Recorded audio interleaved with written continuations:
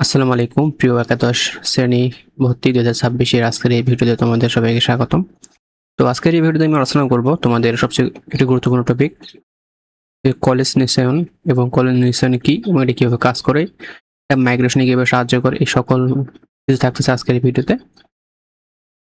তো ধরো তুমি একটা কলেজে চান্স পেয়েছো, এখন তুমি যদি সেই কলেজে কনফার্ম না করবে, তুমি সেই কলেজকে যদি না জানো যে আমি এই কলেজে ভর্তি হবো, তাহলে ওই কলেজ কি করবে, তোমার সিটটা অন্যকে দিয়ে দিবে। তো এখন এক্ষেত্রে তোমার অবশ্যই জানতে হবে কলেজ ইনস্টিটিউশনটা কি। আমি এই বিষয়টা তোমাদের খুব সহজভাবে আজকে তুলে ধরবো, তো ভিডিওটা অবশ্যই দেখবা। সবার আগে আমাদের তোমাদের গুরুত্বপূর্ণ কিছু তারিখ দেখে নিন। দেখো, তোমাদের প্রথম ধাপের আবেদন শুরু হবে 2 সেপ্টেম্বর থেকে 10 সেপ্টেম্বর থেকে, এবং বর্তমানের ফলাফল প্রকাশ হবে 10 সেপ্টেম্বর, এবং তোমাদের প্রথম কলেজ চয়েসের ফলাফল প্রকাশ হবে 15 সেপ্টেম্বর, এবং নিশ্চয়নের সময় কয়দিন? 3 দিন, অর্থাৎ যেদিন তোমার ফলাফল প্রকাশ হবে ওই দিন থেকে শুরু করে 3 দিন পর্যন্ত তোমাদের নিশ্চয়ন, এবং তোমাদের চূড়ান্ত ভর্তি কার্যক্রম শুরু হবে 20 থেকে 22 সেপ্টেম্বর, এবং ক্লাস শুরু হবে 23 সেপ্টেম্বর। তাহলে এখন জানি আমরা কলেজ নিশ্চয়নটা কি। দেখো, সহজ ভাষায় বললে, তুমি কোনো কলেজে মনোনীত হলে, অর্থাৎ চান্স যখন পাবা, সেই কলেজে ভর্তি হতে তোমার সম্মতি জানাতে হবে, এবং এই জন্য তোমাকে কিছু একটা নির্ধারণ ফি দিতে হবে। অর্থাৎ তুমি ধরো 10টা কলেজ চয়েস দিছো, 5 নম্বরে তোমার রয়েছে রাজাগুপ্তা মডেল কলেজ, তুমি সেই কলেজে চান্স পেয়েছো। এখন চান্স পাওয়ার পর তুমি ওই কলেজকে যদি কনফার্ম না করো, তাহলে তোমার ওই কলেজ বুঝবে কিভাবে তুমি ওই কলেজে ভর্তি হবা? কনফার্ম করলে তোমার ওই কলেজে একটা সিট রয়ে গেছে বা সিট থেকে গেল। এখন তো নিশান, এটাকে নিশান বলে। এখন নিশানের করার ফলে দেখো আসন ধরে রাখা যায়, অর্থাৎ তুমি ওই কলেজে পড়বা, ওই কলেজে একটা সিট তুমি ধরে রাখলা। ভর্তি প্রক্রিয়া তোমার চালু থাকলো, এবং তোমার যখন তুমি কলেজ নিশানটা করবা তখন এখানে একটা অপশন আছে, তুমি কি মাইগ্রেশন করতে চাও, মাইগ্রেশন অন রাখতে চাও নাকি অন রাখবে না। যদি মাইগ্রেশন অন রাখতে চাও, সেক্ষেত্রে তোমার 5 নম্বর কলেজ থেকে উপরের দিকে কলেজগুলোতে যাবে, আর যদি মাইগ্রেশন অফ রাখো সেক্ষেত্রে তোমার ওই কলেজে তোমাকে পড়তে হবে।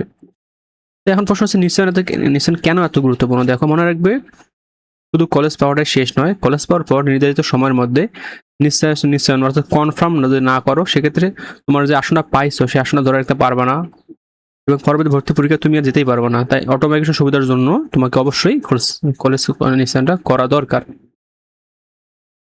তো এখন আমরা দেখবো হচ্ছে তোমার নিশ্চয়ন না করলে তোমার কি কি সমস্যা হতে পারে। দেখো, তোমার যে সিটটা পেয়েছো সেই সিটটা বাতিল হয়ে যাবে, তারপর বর্তমান সিলেকশনটা বাতিল হয়ে যাবে, পরবর্তী ধাপে আবার আবেদন করতে হবে, এবং নতুন করে আবেদন ফি জমা দিতে হবে, এবং পছন্দের কলেজ পাওয়ার সুযোগ কম থাকবে, এবং অটো মাইগ্রেশন সুবিধা থাকবে না।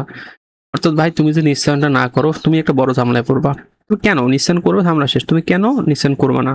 নিশ্চয়ন না করলে তুমি পরবর্তীতে বিশাল একটা ঝামেলায় পড়বা। তাই তোমার অবশ্যই নিশ্চয়ন করা উচিত। তো এখন জানবো অটো মাইগ্রেশন কি। এখন দেখি, ধরো তুমি এই সিনেমার কলেজে চান্স পেয়েছো, তুমি যদি নিশ্চয়ন করবা, এখন তোমার উপরে কিন্তু তোমার সবচেয়ে প্রিয় কলেজ যেটা তুমি পড়তে চেয়েছো 2 নম্বরে, তার চেয়ে একটু কম প্রিয় কলেজ রাখছো। এখন তুমি 3 নম্বর কলেজে চান্স পেয়েছো, তুমি যদি অটো মাইগ্রেশন অন করো এবং নিশ্চয়ন যদি করো, তখন কি করবা? এই 3 নম্বর কলেজ থেকে তুমি অটোমেটিক এই উপরের দিকে কলেজ দিকে যাবা। ঠিক আছে? তো গুরুত্বপূর্ণ নিয়ম, দেখো, স্বয়ংক্রিয়ভাবে কাজ করে, আলাদা কোনো আবেদন করতে হয় না। অর্থাৎ তোমার মাইগ্রেশনের জন্য কোনো আলাদা আবেদন করতে হবে না, শুধু পছন্দের কলেজ তালিকা উপরের দিকে যেতে পারে। তো তুমি এই 3 নম্বর কলেজে চান্স পেয়েছো, কলেজ সিতে, তুমি কলেজ বি তে যেতে পারবা মাইগ্রেশনের মাধ্যমে। আর একটা মনে রাখবে, মাইগ্রেশন কখনো তুমি নিচের দিকে কলেজে নামাই দিবে না, সবসময় উপরের দিকে নিয়ে যাবে, কখনো নিচের দিকে নামাবে না। হ্যাঁ, মাইগ্রেশনের জন্য আলাদা ফি লাগে না, এবং মাইগ্রেশন চাইলে বন্ধ করা যায়। বন্ধ কখন করবা? যখন তুমি নিশ্চয়ন করবা, তখন যদি মাইগ্রেশনটা চালু রাখো তাহলে চালু, আর যদি মাইগ্রেশন করতে চাও না তাহলে ওই অপশনটা অন রাখবা না। তো তোমাদের কলেজ কনফার্ম সম্পর্কে আমি পুরো ভিডিও দিয়ে দেবো, ভিডিও অবশ্যই তোমরা দেখবা শেষ পর্যন্ত। ঠিক আছে? আচ্ছা, এখন হচ্ছে আমরা দেখবো নিশ্চয়ন ফি কিভাবে দিতে হয়। দেখো, বিভিন্ন অনুমোদিত মোবাইল ব্যাংকিং বা পেমেন্ট, যেমন বিকাশ, নগদ, রকেটের মাধ্যমে তুমি নিশ্চয়ন ফি দিতে পারবা। এক্ষেত্রে তোমার লাগবে এসএসসি রোল, বোর্ড, পাসিং ইয়ার, মোবাইল নাম্বার, এবং পেমেন্টের পর তোমাকে অবশ্যই তোমার ট্রানজাকশন আইডিটা সংরক্ষণ করে রাখতে হবে। পেমেন্টের রিসিপ্ট দিবে, ওই রিসিপ্টটা সংরক্ষণ রাখবা, এবং অনলাইনে পেমেন্ট স্ট্যাটাস চেক করবা যে আসলে তোমার পেমেন্টটা হয়েছে কিনা। কারণ এখানে তোমার যদি কোনো কারণে পেমেন্ট না হয়, সেক্ষেত্রে তোমার কলেজের যে একটা বড় প্রক্রিয়া সেটা তোমার বাতিল হয়ে যাবে। ঠিক আছে? এখন চূড়ান্ত ভর্তির সময় কি কি কাগজ লাগবে। দেখো, SSC academic transcript, marksheet, testimonial, SSC admit card এর কপি, রেজিস্ট্রেশন কার্ডের কপি, অনলাইনে ভর্তির আবেদন কপি, পাসপোর্ট সাইজের ছবি, অভিভাবকের কপি, এবং প্রয়োজনের ক্ষেত্রে তোমার যদি কোটা থাকে সেক্ষেত্রে তোমার কোটার কাগজপত্র লাগবে। তো ভর্তি পরীক্ষার কলেজের ধাপগুলো দেখো, প্রথমে তোমার কলেজটা দিতে হবে, তারপর মেধা তালিকায় তুমি চলে চান্স পাবা, মাইগ্রেশন করতে হবে, নিশ্চয়ন করতে হবে 3 নম্বর ধাপে। 4 নম্বরে তোমার অটো মাইগ্রেশন হবে। 5 নম্বরে তোমার একটা কলেজে ভর্তির সময় আর তুমি কলেজ ভর্তি হবা। দেন তোমার কলেজ জীবন শুরু। এই ছিল আমাদের সহজ ধাপ।